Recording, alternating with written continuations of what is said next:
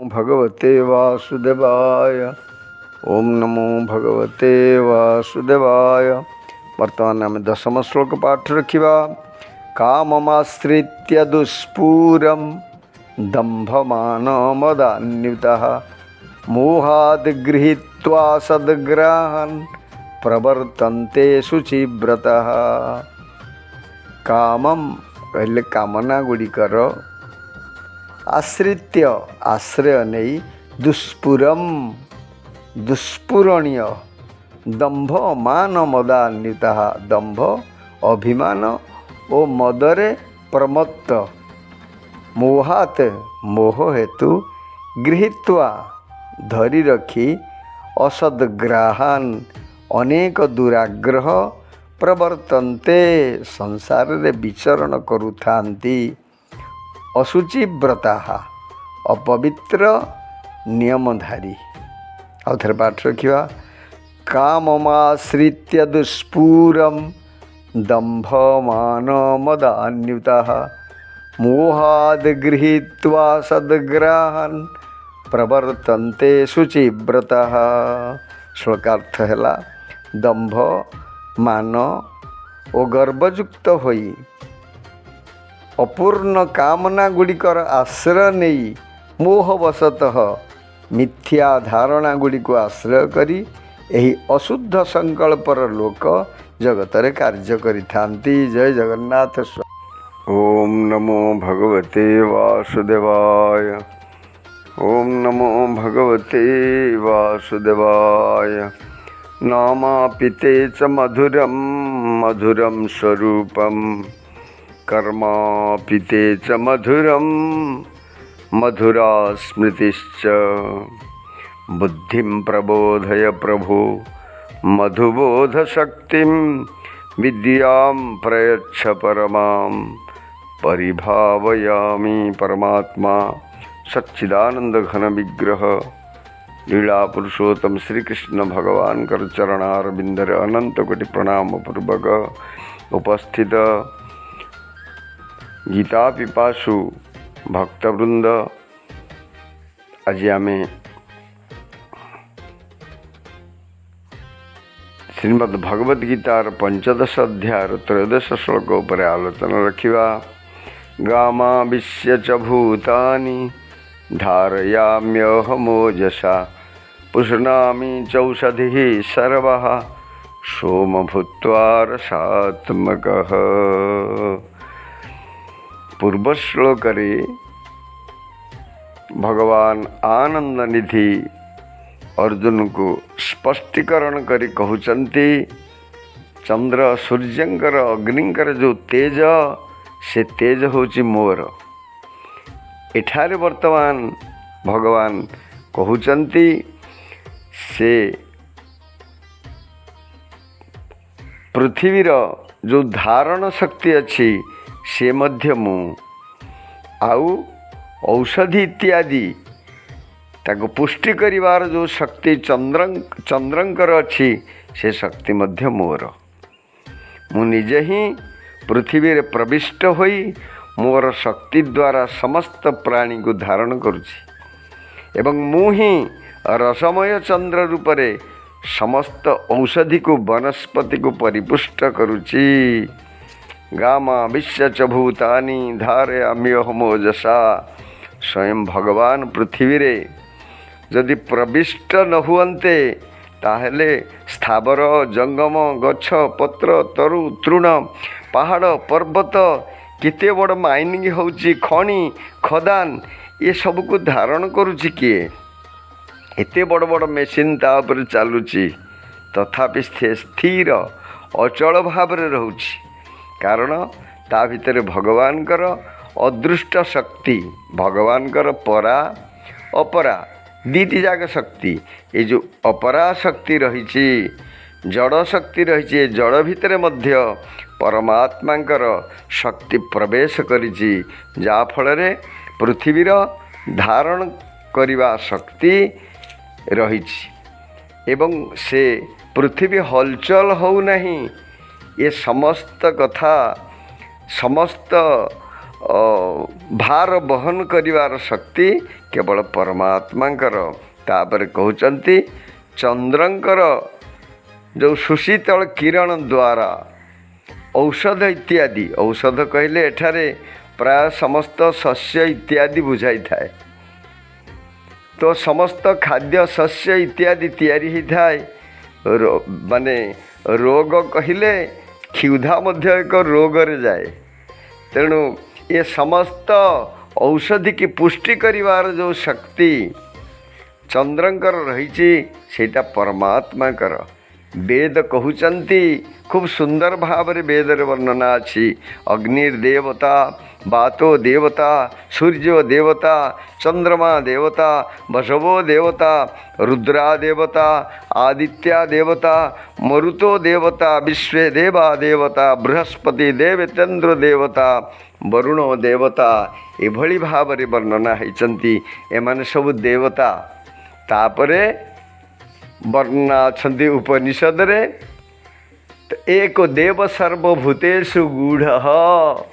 ଏ ସମସ୍ତ ଦେବତାମାନଙ୍କ ଭିତରେ ପରମାତ୍ମା ଗୂଢ଼ ରୂପରେ ପ୍ରବେଶ କରିଛନ୍ତି, ଗୁପ୍ତ ରୂପରେ ପ୍ରବେଶ କରି ଏସବୁ କାର୍ଯ୍ୟ ସାଧନ କରୁଛନ୍ତି। ପରମାତ୍ମାଙ୍କ ବିନା ଆମେ କହିଥାଉ ଗୋଟିଏ ପତ୍ର ବି ହଲିବ ନାହିଁ। କୌଣସି ପ୍ରକ୍ରିୟା ପରମାତ୍ମାଙ୍କର ଶକ୍ତି ବିନା ହେଇପାରିବ ନାହିଁ। ତେଣୁ ସମସ୍ତ ଜଡ଼ ପଦାର୍ଥ ଭିତରେ ମଧ୍ୟ ପରମାତ୍ମାଙ୍କର ଶକ୍ତି ନିହିତ ଅଛି। ପୃଥିବୀ ଭିତରେ, ଚନ୍ଦ୍ର ଭିତରେ, ସୂର୍ଯ୍ୟ ଭିତରେ, ଏ ସମସ୍ତ ଜଡ଼ବସ୍ତୁ ଭିତରେ ମଧ୍ୟ ପରମାତ୍ମାଙ୍କର ଶକ୍ତି ନିହିତ ଅଛି, ଯେଉଁ ଶକ୍ତି ବଳରେ ପୃଥିବୀ ଧାରଣ କରୁଛି ଏବଂ ଚନ୍ଦ୍ରଙ୍କର ସୁଶୀତଳ କିରଣ ଦ୍ୱାରା ଏ ସମସ୍ତ ଔଷଧି ପୁଷ୍ଟି ହେଉଛନ୍ତି। ଜୟ ଜଗନ୍ନାଥ ସ୍ୱାମୀ କି ଜୟ। ଓମ୍ ନମୋ ଭଗବତେ ବାସୁଦେବାୟ। ଓମ୍ ନମୋ ଭଗବତେ ବାସୁଦେବାୟ। ବସୁଦେବସୁତଂ ଦେବଂ कंसचाणूरमर्दनं देवकी परमानन्दं कृष्णं वन्दे जगद्गुरुं। परमात्मा सच्चिदानंद घन विग्रह जगद्गुरु श्री कृष्ण भगवान चरणारविंदरे अनंत कोटि प्रणाम पूर्वक उपस्थित समस्त गीता परिषदर भाई भौणी मान मोर सादर हरिओम। आसतु आज आम 16 अध्याय 9 श्लोक उपरे आलोचना रखिवा।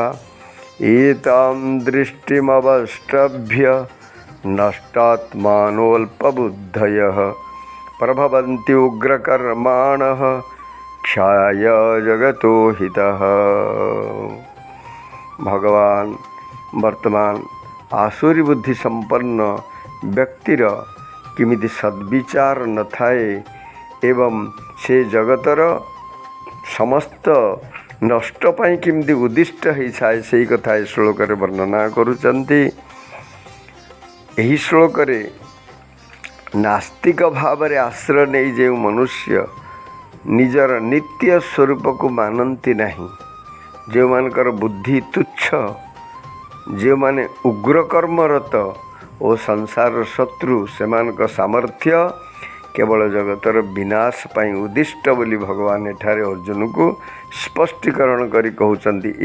एताम दृष्टिमवष्टभ्य सेमानकर नास्तिक दृष्टि रे कर्तव्य अकर्तव्य शौचाचार सदाचार ईश्वर प्रारब्ध पाप पुण्य किछि सेमाने विचार करती नहीं।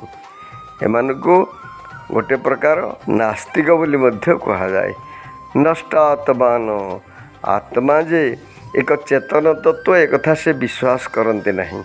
से माने विश्वास करती जे जिमिति गोटे पदार्थ रे आउ गोटे पदार्थ को संजोग कले तार किसी क्रिया रंग बदली जाए, ठीक से भली ए जगत रे चेतन तत्व किछि नहीं। खाओ पिओ आराम कर मजा कर ये सब कथा से माने कहू थांती। माने ऋणम कृत्वा घृतम पिबेत, ऋण कर घी खाओ आ मजा कर। अल्प बुद्धय से को अल्प बुद्धि एठारे कहुई, कारण अल्प बुद्धि कहले से माने जे ନିଜର ବୃତ୍ତି କରିବାରେ ବା ଧନ ସମ୍ପତ୍ତି ରୋଜଗାର କରିବାରେ ଅଳ୍ପ ବୁଦ୍ଧି ସେୟା ନୁହଁ। ଭଗବାନଙ୍କୁ ଚିନ୍ତନ କରିବାରେ, ପରମାତ୍ମା ବିଷୟରେ ଜାଣିବାରେ ସେମାନେ ଅଳ୍ପ ବୁଦ୍ଧି, ଜଡ଼ ବୁଦ୍ଧି ହେଇଥିବାରୁ ଏଠାରେ ଅଳ୍ପ ବୁଦ୍ଧି ବୋଲି ବର୍ଣ୍ଣନା କରାହେଇଛି। ଉଗ୍ର କର୍ମାଣଃ, ସେମାନେ କାହାକୁ ଭୟ କରନ୍ତି ନାହିଁ। କୌଣସି ଧର୍ମକୁ ଭୟ ନାହିଁ, ଶାସ୍ତ୍ରକୁ ଭୟ ନାହିଁ, ଗୁରୁଙ୍କୁ ଭୟ ନାହିଁ, କୌଣସି ଖରାପ କାମକୁ ମଧ୍ୟ ଭୟ ନାହିଁ। ତେଣୁ ସେମାନେ ଅନ୍ୟମାନଙ୍କୁ ହତ୍ୟା କରିବା ଭଳି ବଡ଼ ବଡ଼ ଭୟାନକ କର୍ମ ମଧ୍ୟ କରିବା ପାଇଁ ପଶ୍ଚାଦମୁଖ ହୁଅନ୍ତି ନାହିଁ। ଅହିତାହା, ସେମାନଙ୍କର ସ୍ୱଭାବ ମନ୍ଦ ହୋଇଥିବାରୁ ସେମାନେ ଅନ୍ୟମାନଙ୍କର କେବେ ହିତ ଚିନ୍ତା କରନ୍ତି ନାହିଁ। ଅନ୍ୟମାନଙ୍କର ସବୁ ସମୟରେ ସେମାନେ କ୍ଷତି ଘଟେଇଲେ ତାଙ୍କୁ ଆନନ୍ଦ ମିଳେ। ଜଗତଃ କ୍ଷୟ ପ୍ରଭବନ୍ତି, ସେମାନେ କେବଳ ଜଗତର ସମସ୍ତ କଥାକୁ ନଷ୍ଟ କରିବାକୁ ସେମାନେ ବଞ୍ଚିଥାନ୍ତି। ସେମାନଙ୍କର ସମସ୍ତ ଶକ୍ତି, ସାମର୍ଥ୍ୟ, ପଦ, ଅଧିକାର କେବଳ ଅନ୍ୟମାନଙ୍କର ବିନାଶ କାର୍ଯ୍ୟରେ ହିଁ ଲାଗିଥାଏ। ସେମାନଙ୍କର ସ୍ୱାର୍ଥ ପୁରାପୁରି ସିଦ୍ଧ ହେଉ, ଅଳ୍ପ ସିଦ୍ଧ ହେଉ ବା ଆଦୌ ନ ହେଉ, କିନ୍ତୁ ସେମାନେ ଅନ୍ୟମାନଙ୍କର ଉନ୍ନତି ସହିପାରନ୍ତି ନାହିଁ। ଅନ୍ୟମାନଙ୍କର ବିନାଶରେ ସେମାନଙ୍କୁ ସୁଖ ମିଳେ। ଯେଉଁଠି ସତ୍କର୍ମ, ସଦ୍ଭାବନା, ସଦ୍ବିଚାର ଆଉ ନିରାଦର କରାଯାଏ, ଅର୍ଥାତ୍ ତାକୁ ଆଦର କରାଯାଏ ନାହିଁ, ସେଠାରେ ମନୁଷ୍ୟ କାମନାର ଆଶ୍ରିତ ହୋଇ କ'ଣ କରେ, ନିମ୍ନ ଶ୍ଲୋକରେ ତାକୁ ବର୍ଣ୍ଣନା କରାହେଇଛନ୍ତି। ଜୟ ଜଗନ୍ନାଥ ସ୍ୱାମୀ କି ଜୟ। ଭଗବତେ ବାସୁଦେବାୟ। ଓମ୍ ନମୋ ଭଗବତେ ବାସୁଦେବାୟ। ବର୍ତ୍ତମାନ ଆମେ ତ୍ରୟୋବିଂଶ ଶ୍ଲୋକ ପାଠ ରଖିବା। ଯଃ ଶାସ୍ତ୍ର ବିଧିମସୃଜ୍ୟ ବର୍ତ୍ତତେ କାମକାରତଃ ନ ସ ସିଦ୍ଧିମବାପ୍ନୋତି ନ ସୁଖମ୍ ନ ପରାଙ୍ଗତିମ୍। ଯଃ, ଯେଉଁ ମନୁଷ୍ୟ ଶାସ୍ତ୍ର ବିଧିକୁ ଉତ୍ସୃଜ୍ୟ ଉପେକ୍ଷା କରି ବର୍ତ୍ତତେ ଆଚରଣ କରେ, କାମକାରତଃ ନିଜ ଇଚ୍ଛାରେ ଅର୍ଥାତ୍ ମନମୁଖୀ, ନ ନାହିଁ ସହ ସେ ସିଦ୍ଧି ଅବାପ୍ନୋତି ପ୍ରାପ୍ତ ହୁଏ ନାହିଁ, ନ ନୁହେଁ ସୁଖମ୍ ସୁଖ, ନ ନୁହେଁ ପରମ ଗତି। ଆଉ ଥରେ ପାଠ ରଖିବା। ଯଃ ଶାସ୍ତ୍ର ବିଧିମସୃଜ୍ୟ ବର୍ତ୍ତତେ କାମକାରତଃ ନ ସ ସିଦ୍ଧିମବାପ୍ନୋତି ନ ସୁଖମ୍ ନ ପରାଙ୍ଗତିମ୍। ଶ୍ଲୋକାର୍ଥ ହେଲା, ଯେଉଁ ମନୁଷ୍ୟ ଶାସ୍ତ୍ର ବିଧାନକୁ ତ୍ୟାଗ କରି ନିଜର କାମନା ଦ୍ୱାରା ପ୍ରେରିତ ହୋଇ କାର୍ଯ୍ୟ କରେ, ସେ ପୂର୍ଣ୍ଣତା ରୂପୀ ପରମ ସିଦ୍ଧିକୁ ପ୍ରାପ୍ତ ହୁଏ ନାହିଁ, ଅଥବା ସୁଖ ଓ ପରାଗତିକୁ ମଧ୍ୟ ପ୍ରାପ୍ତ ହୁଏ ନାହିଁ। ଜୟ ଜଗନ୍ନାଥ ସ୍ୱାମୀ କି ଜୟ। ନମୋ ଭଗବତେ ବାସୁଦେବାୟ। ଓମ୍ ନମୋ ଭଗବତେ ବାସୁଦେବାୟ। ବର୍ତ୍ତମାନ ଆମେ ଚତୁର୍ବିଂଶ ଶ୍ଲୋକ ପାଠ ରଖିବା। ତସ୍ମାତ୍ ଶାସ୍ତ୍ରଂ ପ୍ରମାଣଂ ତେ କାର୍ଯ୍ୟ ବ୍ୟବସ୍ଥିତୌ ଜ୍ଞାତ୍ୱା ଶାସ୍ତ୍ର ବିଧାନୋକ୍ତଂ କର୍ମ କର୍ତ୍ତୁମିହାର୍ହସି।